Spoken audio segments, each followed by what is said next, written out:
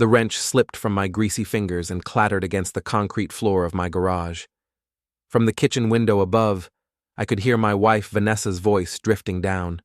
Too sweet, too flirtatious for any legitimate business call at 11 p.m. on a Tuesday.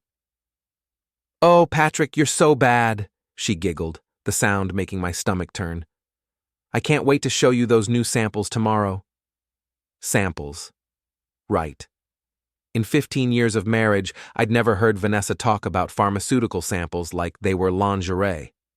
Before we dive deeper into this story, I have one small request. Please subscribe, drop a like, comment, and hit that hype button to boost this channel so more people can discover these incredible Reddit stories. I'm Colin Harper, 43 years old, and apparently the biggest fool in Buffalo, New York.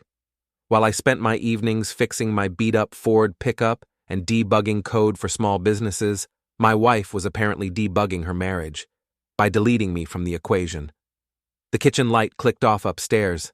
I heard her heels clicking across the hardwood floor, then the creak of our bedroom door closing. My daughter Emma's voice echoed from the living room. "Dad, you're being paranoid again. Mom's just working hard. Not everyone wants to be stuck in this dump forever." "Thanks, kid. Real supportive." I wiped my hands on an old rag and climbed the stairs. Emma was sprawled on the couch, laptop open, probably video chatting with her college friends about how embarrassing her blue-collar father was compared to her ambitious pharmaceutical sales rep mother. "Emma, has your mom been working late a lot recently?" She rolled her eyes. "Dad, she's trying to make regional manager. That means networking, client dinners, conferences, adult stuff. Adult stuff. Like screwing your boss." I walked to the kitchen and opened the junk drawer where we kept receipts. Vanessa was meticulous about expenses. Every coffee, every lunch, every hotel stay got documented for tax purposes. My hands shook slightly as I flipped through the stack of papers. There it was. Sunset Motor Lodge, Route 20. Charged to our joint credit card, $49.99 plus tax. The date was last Thursday, the same day Vanessa claimed she was at a pharmaceutical conference in Rochester. Rochester was 90 minutes away. The Sunset Motor Lodge was 20 minutes from our house. I grabbed my phone and opened our cell phone account. Vanessa's text messages were supposedly private, but I'd set up the family plan. As the account administrator, I had access to everything. Patrick Lane, 10:47 p.m. Room 12 is perfect. Can't wait to taste your samples. Vanessa Harper, 10:52 p.m. Bring protection. I'm feeling experimental tonight. Patrick Lane, 11:15 p.m. You're incredible. My wife never does what you just did. I dropped the phone. Patrick Lane, Regional Director of Sales for Morrison Pharmaceuticals, my wife's boss. The same Patrick Lane who'd hired me 6 months ago to upgrade their computer systems.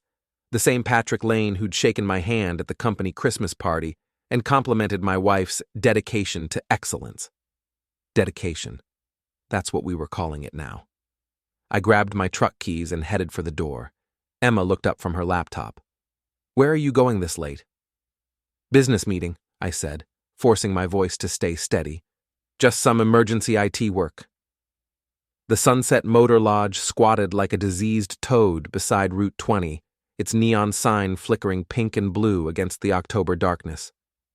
I parked across the street behind an abandoned gas station and waited. At 11:43 p.m., the door to room 12 opened. Patrick Lane emerged first, adjusting his expensive tie and smoothing his silver hair. He looked exactly like what he was, a corporate shark who'd never missed a meal. Behind him came my wife, her blonde hair mussed, her lipstick smeared, wearing the black dress I'd bought her for our anniversary last year. They kissed beside Patrick's BMW like teenagers, hands roaming, completely oblivious to the world around them. Vanessa threw her head back and laughed at something he whispered in her ear. I took pictures, lots of pictures, time stamps, license plates, faces clearly visible.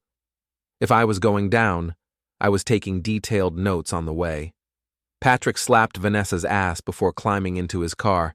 She giggled and blew him a kiss, then walked to her Honda Civic, the practical car she'd insisted we buy because we need to be responsible with money. Apparently, responsibility didn't extend to motel rooms. After they drove away, I crossed the street. The motel parking lot was empty except for a few long-term residents and a maintenance truck. I walked casually to Patrick's usual parking spot. He'd been here before, I could tell from the oil stain, and pulled out my house key. I carved "Business is Booming" into the paint of his BMW's driver's side door, each letter deep and deliberate. As I finished the last G, a security light flickered on above the motel office. A camera rotated in my direction. I pulled my baseball cap low and walked back to my truck, adrenaline pumping through my veins like electricity. Hell hath no fury like an IT guy with receipts, baby.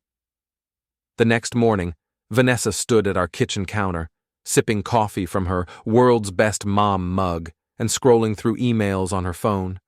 She'd showered and styled her hair into its usual professional bob, erasing all evidence of last night's activities. "You were out late," she said without looking up.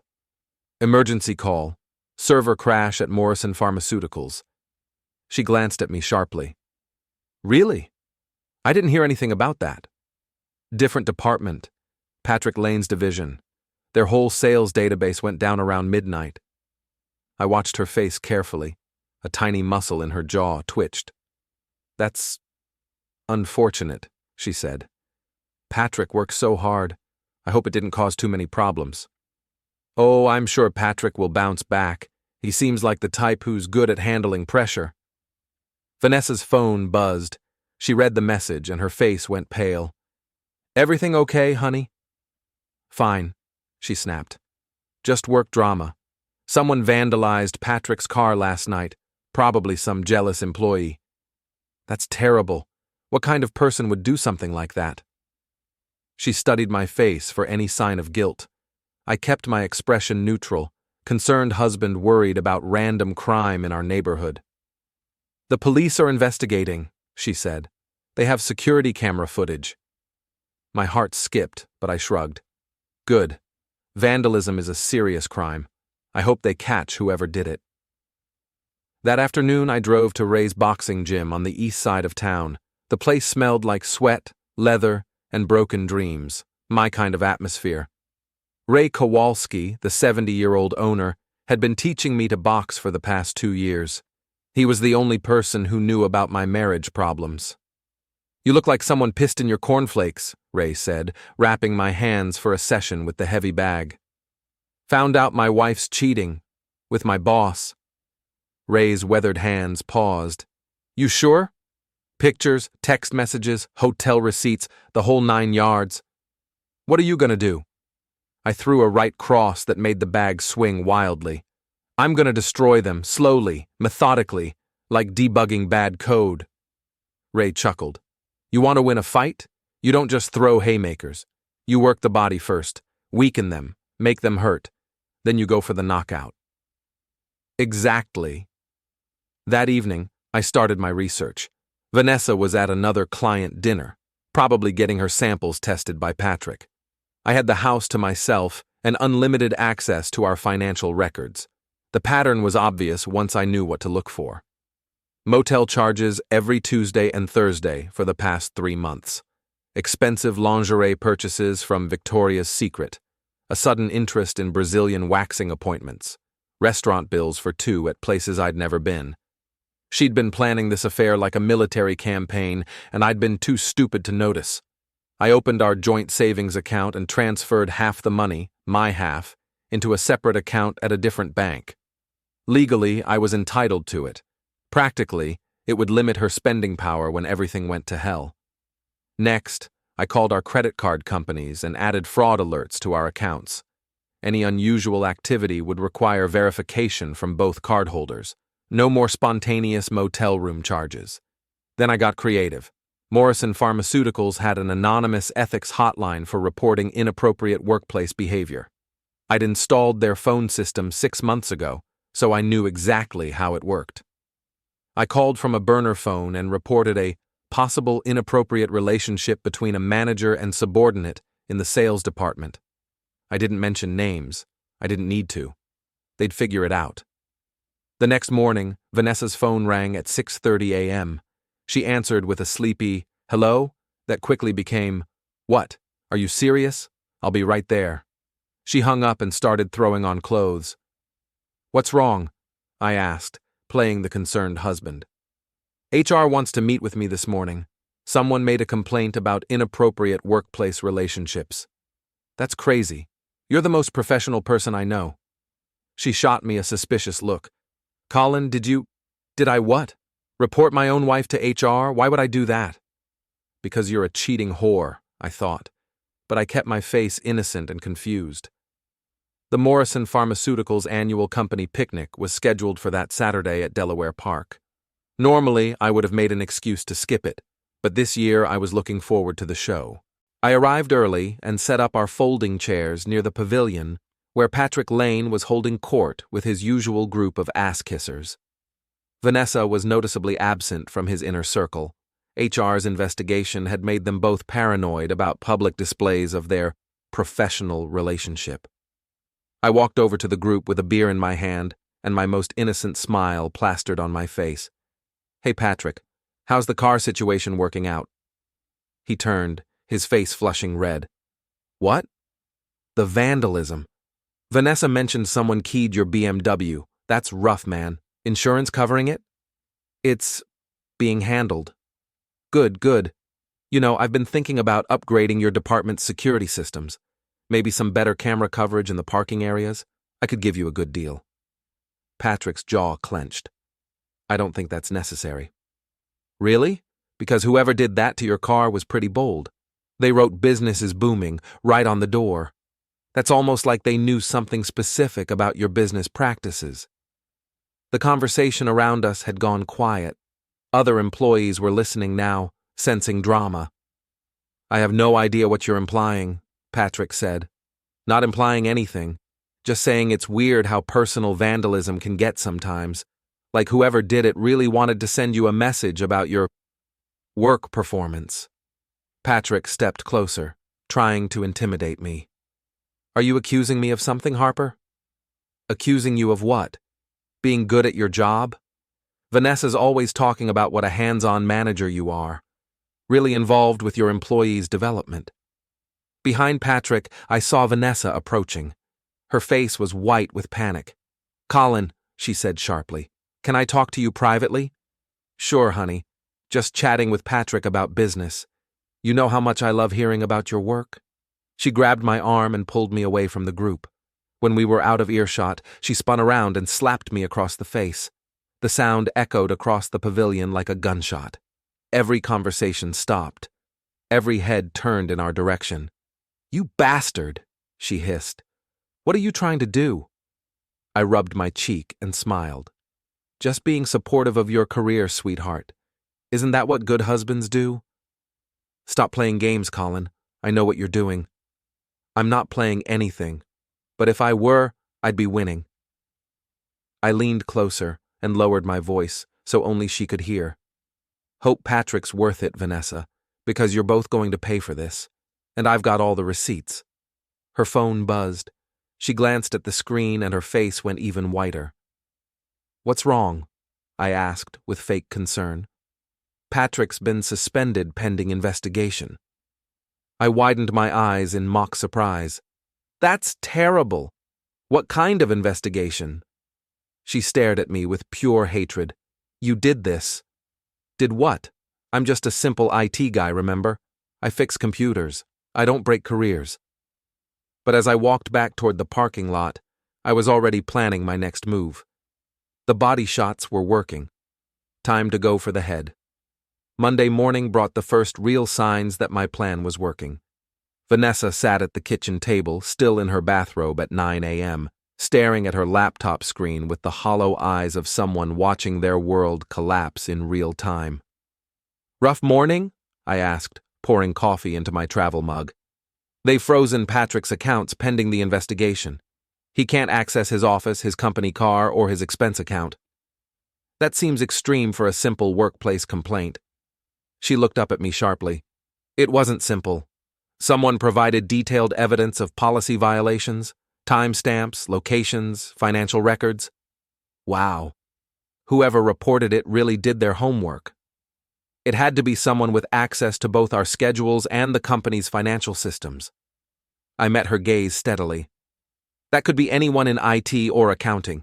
You know how gossip spreads in corporate environments. Her phone rang. She glanced at the caller ID and declined the call. Patrick? I asked. His wife. She's been calling all morning. His wife? I thought they were separated. They are. Were. It's complicated. Adultery usually is. The word hung in the air between us like a loaded gun.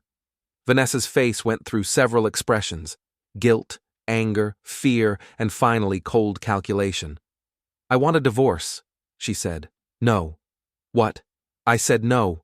We're not getting divorced, not yet. You can't stop me from filing. Actually, I can make it very expensive for you, especially if you're planning to leave me for a man who's about to be unemployed. She stood up so fast, her chair fell backward. You're enjoying this. I'm enjoying watching karma work. You made your choices, Vanessa. Now you get to live with the consequences. That afternoon, I drove to Amy Torres's house in the suburbs. Amy was Vanessa's best friend and the HR manager at Morrison Pharmaceuticals. She was also the person conducting the investigation into Patrick's conduct. I'd done my research on Amy. She'd worked at my previous company, TechFlow Solutions, until 3 years ago when she was fired for falsifying expense reports. The termination had been ugly. She'd accused several male colleagues of harassment, claiming the expense report issues were retaliation. The accusations had been investigated and dismissed, but Amy had blamed me specifically for poisoning the well against her. I'd never understood why until now. Amy answered her door wearing yoga pants and a suspicious expression. Colin, what are you doing here? We need to talk about Vanessa and Patrick. I can't discuss an ongoing investigation. I'm not asking about the investigation. I'm asking about your role in encouraging their affair. Her face went pale. I don't know what you're talking about. Sure you do. You've been covering for them for months, falsifying timesheets, approving suspicious expense reports, making sure they got assigned to the same conferences and client meetings. That's ridiculous. Is it? Because I've been tracking the patterns, Amy. Every time they had a motel rendezvous, it coincided with a business trip you approved. Every time Patrick needed an excuse to be out of the office, you provided documentation. She tried to close the door, but I put my foot in the gap. You've been playing matchmaker, haven't you? But not because you wanted Vanessa to be happy, because you wanted me to be miserable. Get off my property. You blamed me for getting you fired from TechFlow. You thought I badmouthed you to HR. So when Vanessa started complaining about our marriage, you saw an opportunity for revenge. Amy's composure finally cracked. You destroyed my career. I answered questions honestly when HR asked about your performance. That's not the same thing as destroying your career. You could have supported me. We were friends. We were colleagues. And colleagues don't cover for each other's embezzlement. It wasn't embezzlement. It was creative accounting. Tell that to the IRS. I pulled out my phone and showed her a photo I'd taken of her and Vanessa at lunch last week, deep in animated conversation. Vanessa's going to throw you under the bus, you know. When this investigation gets serious, when her career is on the line, she'll tell them everything. How you helped plan their meetings, how you covered their tracks, how you falsified records to help them hide their affair. Amy's hands were shaking now. She wouldn't do that. She's already started. Yesterday, she told the investigators that someone in HR had been giving Patrick preferential treatment. Want to guess who she was talking about? You're lying. Am I? Call her. Ask her directly if she mentioned your name to the investigators. Amy stared at me for a long moment, then slammed the door in my face. I walked back to my truck, satisfied. The seeds of paranoia were planted. Now I just had to wait for them to grow. That evening, I broke into Patrick's apartment. I know how that sounds, but it wasn't as dramatic as it seems. Patrick lived in a luxury complex downtown, and I'd installed their security system 2 years ago. I still had the master codes. I waited until 7 p.m., when I knew he'd be at his lawyer's office trying to save his career. Then I walked through the front entrance like I belonged there, took the elevator to the 12th floor, and let myself into apartment 1247. Patrick's place was exactly what I'd expected: expensive furniture, pretentious art, and a wine collection that probably cost more than my truck. Everything was perfectly arranged to impress visitors, especially female visitors who might be impressed by displays of wealth and sophistication. I started in the bedroom. Patrick's walk-in closet contained dozens of expensive suits, Italian shoes, and silk ties. I took a box cutter and made small, precise cuts in the back seams of every suit jacket. Not enough to be immediately visible, but enough to ensure they'd split open at the most embarrassing moments. In the bathroom, I found his collection of expensive cologne and aftershave. I opened each bottle and added a few drops of liquid soap. The scent would start normal but turn sour and sudsy within minutes of application. The living room contained Patrick's pride and joy, a collection of sales awards and golf trophies from various corporate tournaments.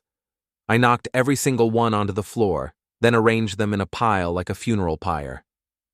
On top of the pile, I left a handwritten note. "Not so untouchable now, are you?"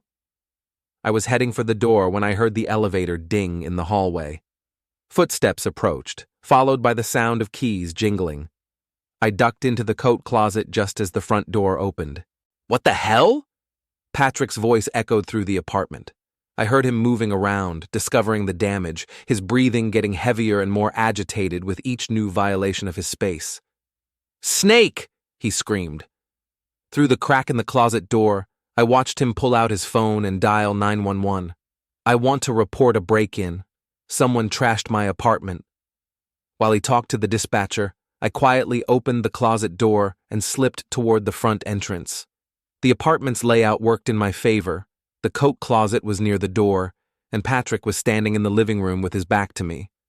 I made it to the hallway just as the elevator arrived. The doors opened to reveal a security guard responding to a noise complaint from the neighbors. "Excuse me, sir. We had reports of shouting from this floor." "I'm IT support," I said quickly. "Apartment 1247. The resident called about his security system malfunctioning. False alarms, broken sensors. I think I've got it sorted out now." The guard nodded. "Thanks. These new systems can be finicky. Tell me about it. Have a good evening." I rode the elevator down to the parking garage, my heart pounding with adrenaline. Behind me, I could hear Patrick still screaming at the 911 dispatcher about his destroyed apartment. Phase 3 was complete. Time to move on to Phase 4. But first, I needed to have a conversation with Amy Torres about her role in this mess, because I had a feeling she knew more about Vanessa's plans than she was admitting, and I was going to find out exactly how deep this conspiracy went. Amy Torres agreed to meet me at Murphy's Pub on Thursday night. She claimed she wanted to clear the air about the situation with Vanessa and Patrick, but I knew she was really trying to buy my silence. Murphy's was the kind of dive bar where corporate types went to feel authentic: exposed brick walls, craft beer, and bartenders with ironic mustaches. Amy was already there when I arrived, sitting in a corner booth with a half-empty martini and the nervous energy of someone about to confess their sins. "Colin, thank you for coming." I slid into the booth across from her, my phone recording everything through an app that looked like a music player. "You said you had something important to tell me." Amy took a long sip of her martini. "I want to apologize for my part in the situation with Vanessa and Patrick." "What situation would that be? Don't play dumb. You know what I'm talking about." "Actually, I don't. Why don't you spell it out for me?" She glanced around nervously, then leaned forward. "I may have facilitated some of their meetings. approved travel requests, adjusted schedules, that sort of thing. Why would you do that? Because Vanessa was unhappy. She felt trapped in your marriage, stuck in a life that was going nowhere. Patrick offered her a chance at something better. Something better than her husband and family. Something better than a hopeless marriage to a man who couldn't provide for her the way she deserved. I kept my expression neutral, but inside, I was recording every word of her confession. That's an interesting perspective. But why would you care about Vanessa's marriage problems? Amy's composure started to crack. The alcohol was making her bold and stupid. Because I know what it's like to have your career destroyed by a vindictive man. I know what it's like to be held back by people who think they're better than you. Are we talking about Vanessa's career or yours? Both. She slammed her glass down hard enough to slosh martini onto the table. You cost me my job at TechFlow, Colin. You poisoned them against me. I told the truth when HR asked about your performance. You could have supported me. Instead, you threw me under the bus to protect yourself. I protected the company from an employee who was stealing. It wasn't stealing, it was creative expense management. The conversation was getting loud enough to attract attention from other patrons. I lowered my voice and leaned forward. So you decided to get revenge by destroying my marriage. I decided to help a friend find happiness. By encouraging her to have an affair with her boss. By showing her that she had options, that she didn't have to settle for a life of mediocrity with a man who would never appreciate her. I almost laughed. Mediocrity? I've supported Vanessa's career for 15 years. I put her through college, encouraged her to take risks, celebrated every promotion. And what did you get in return? A wife who was bored out of her mind and looking for an escape. She found one, all right. Right into the arms of a married man who's about to lose his job. Amy's face flushed red. Patrick's suspension is temporary. The investigation will clear him. Will it? Because I hear they've found some interesting discrepancies in his expense reports. Apparently, he's been charging personal expenses to company accounts for months. That's not possible. Hotel rooms that don't correspond to business travel. Restaurant bills for expensive dinners with no client meetings on the calendar. Car service charges to locations that have nothing to do with work. Amy went pale. How do you know all this? I have friends in the IT department. They're very good at tracking digital footprints. You're bluffing.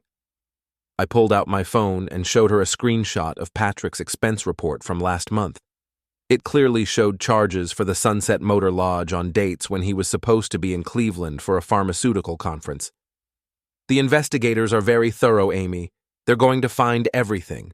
Every forged approval, every falsified travel request, every lie you told to cover for their affair. I didn't forge anything. No? Then how do you explain this? I showed her another screenshot, a travel authorization for Patrick to attend a conference in Rochester, approved by Amy and signed with her digital signature. The conference had been canceled 3 weeks before the travel date, but Patrick had gone anyway. To the Sunset Motor Lodge. I must have missed the cancellation notice. For 6 different conferences? That's either incredible incompetence or deliberate fraud. Amy was sweating now, her carefully applied makeup starting to run. What do you want from me? I want you to tell me the truth about your relationship with Vanessa. How long have you been planning this? It wasn't planned. It just developed.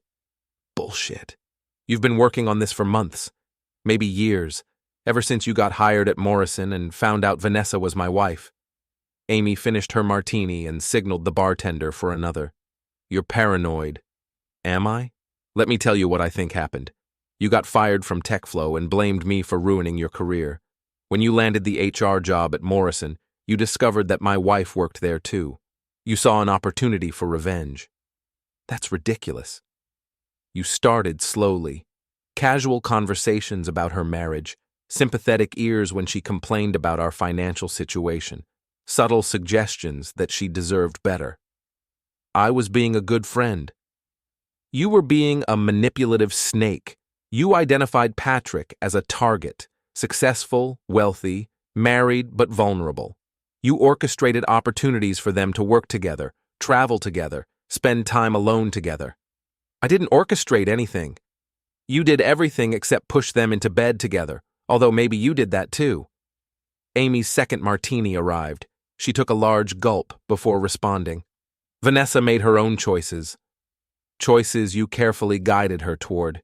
You wanted to destroy my marriage to get back at me for telling the truth about your embezzlement. It wasn't embezzlement. Keep telling yourself that. But here's what's going to happen now.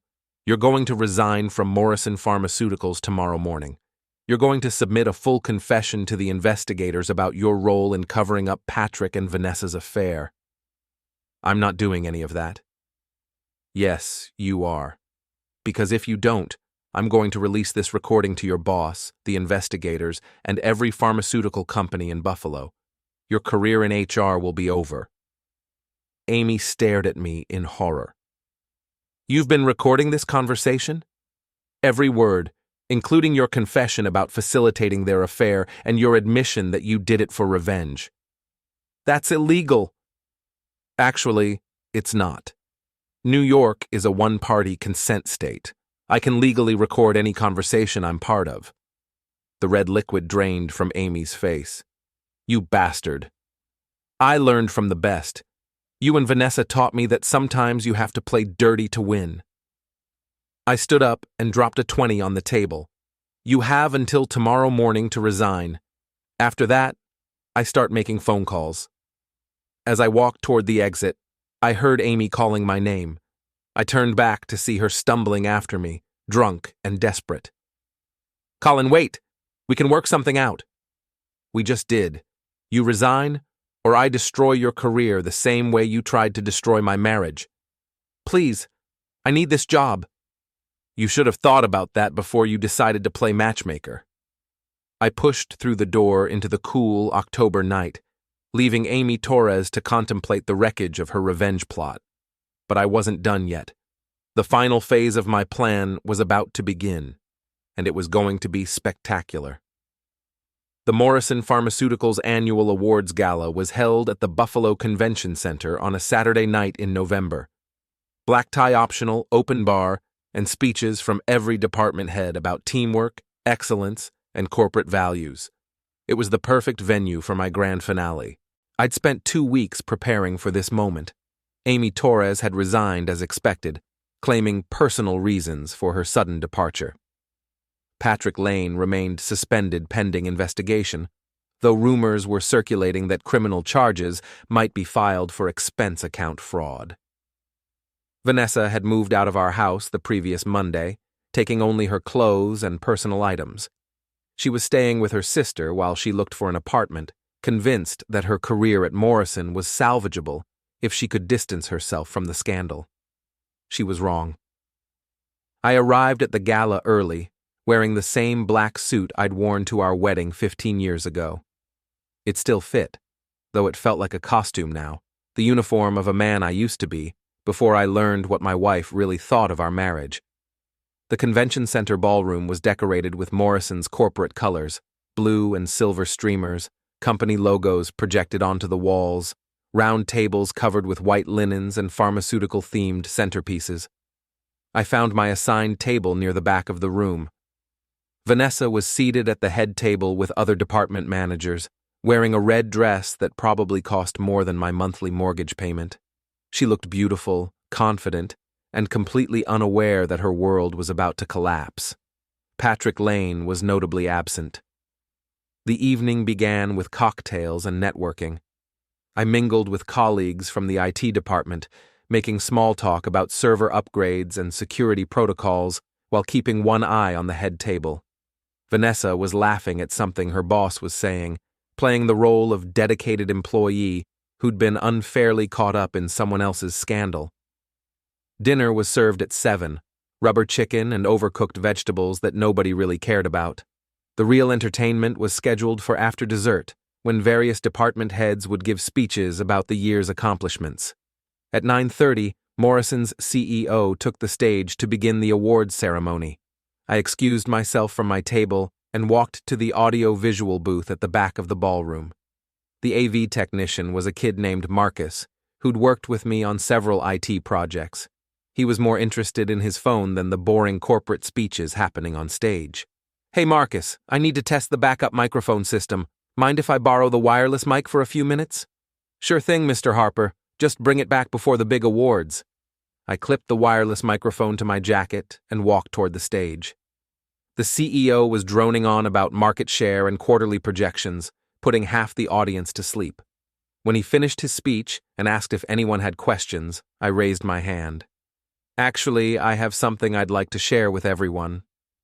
The CEO looked confused but gestured for me to approach the stage. "Of course, Colin. Come on up." I walked to the podium with my heart pounding and my hands steady. 400 pharmaceutical employees looked up at me expectantly, including my wife, who had just realized what was about to happen. "Good evening, everyone. For those who don't know me, I'm Colin Harper from IT support. I've been working with Morrison Pharmaceuticals for about 6 months now, and I've learned a lot about your corporate culture." Polite applause. Vanessa's face was white with terror. "I've learned about teamwork, dedication, and going above and beyond for your colleagues. I've seen how some employees will do anything to help their coworkers succeed." I pulled out my phone and connected it to the presentation system. The ballroom's projection screens lit up with the first slide of my PowerPoint presentation. "Tonight, I want to share a story about workplace relationships and the importance of maintaining professional boundaries." The first slide showed a photo of the Sunset Motor Lodge, date stamped and clearly labeled. "This is where Regional Sales Director Patrick Lane has been conducting performance reviews with my wife, Vanessa Harper, for the past 4 months." A gasp went through the audience. Vanessa stood up from her chair, but her boss grabbed her arm and pulled her back down. "Now, I know what you're thinking. Maybe these were legitimate business meetings. Maybe they were discussing quarterly projections and sales strategies." The next slide showed text messages between Patrick and Vanessa, with the explicit content highlighted in red. But as you can see from these communications, their discussions were more focused on hands-on training. Nervous laughter rippled through the crowd. At the head table, Vanessa was frantically whispering to her boss, probably claiming the messages were fabricated. Of course, Patrick isn't here tonight to defend himself. He's been suspended pending investigation for expense account fraud. Apparently, he's been charging these performance review sessions to his corporate credit card. The next slide showed Patrick's expense reports, with hotel charges clearly visible. But Patrick didn't act alone. He had help from HR manager Amy Torres, who approved fraudulent travel requests and falsified timesheets to cover up their activities. Another slide showed Amy's forged authorizations and the canceled conferences that Patrick had supposedly attended. Amy resigned last week rather than face criminal charges. Smart woman. She knew when to cut her losses. I clicked to the next slide, a photo of Patrick's vandalized BMW. Someone even sent Patrick a personal message about his business practices. "Business is booming," they wrote. I thought that was particularly creative. The audience was completely silent now, riveted by the unfolding drama. I could see people recording with their phones, probably already posting to social media. But the real lesson here is about consequences. You see, when you betray someone's trust, when you lie and cheat and steal, eventually the truth comes out. And when it does, I clicked to the final slide, which showed a compilation of photos from the past 4 months. Vanessa and Patrick entering the motel, kissing in the parking lot, holding hands at restaurants during their business lunches. Well, let's just say that business isn't booming anymore. The ballroom erupted in chaos. People were shouting, taking pictures, pointing at Vanessa, who had buried her face in her hands. Security guards were moving toward the stage, but I wasn't finished yet. Ladies and gentlemen, I want to thank Morrison Pharmaceuticals for teaching me so much about corporate values, especially the value of documentation. As any good IT professional will tell you, always keep backups. I pulled the microphone closer to my mouth for the final line. Vanessa, if you're listening, and I know you are, this is what happens when you mistake kindness for weakness. You're not just business, baby. You're bankrupt business. Security reached the stage as I set the microphone down and walked calmly toward the exit. Behind me, the ballroom was in complete chaos. People arguing, phones ringing, Vanessa's boss demanding explanations she couldn't provide. I pushed through the doors into the hotel lobby, where more security guards were waiting. But they weren't there to arrest me. They were trying to control the crowd of employees who were flooding out of the ballroom, all talking at once about the scandal that had just exploded their corporate event. In the parking lot, I climbed into my beat-up Ford pickup and started the engine. Through the convention center's windows, I could see the aftermath of my presentation. People gathered in small groups, animated conversations, cell phones capturing every moment for posterity. My phone buzzed with a text message from an unknown number. "You destroyed my life." I typed back, "No, Vanessa, you did that all by yourself. I just provided the documentation." As I drove home through the empty streets of Buffalo, I felt something I hadn't experienced in months. Peace. Not happiness, not satisfaction, not even relief. Just the calm certainty that justice had been served. Vanessa would be fired within the week. Patrick was already facing criminal charges. Amy had destroyed her own career trying to get revenge for something that was entirely her own fault. And me? I was free. Free from a marriage built on lies. Free from a wife who saw me as an obstacle to her ambitions. Free from the illusion that love and loyalty meant anything to people who valued success over integrity. I pulled into my driveway and sat in the truck for a moment, looking at the house I'd shared with Vanessa for 10 years. Tomorrow, I'd start the divorce proceedings. I'd sell the house, split the assets, and begin the process of rebuilding my life. But tonight, I was just going to sit here and enjoy the silence. Because sometimes, when you've been betrayed and humiliated and taken for granted, the sweetest revenge isn't violence or cruelty. Sometimes, the sweetest revenge is simply telling the truth.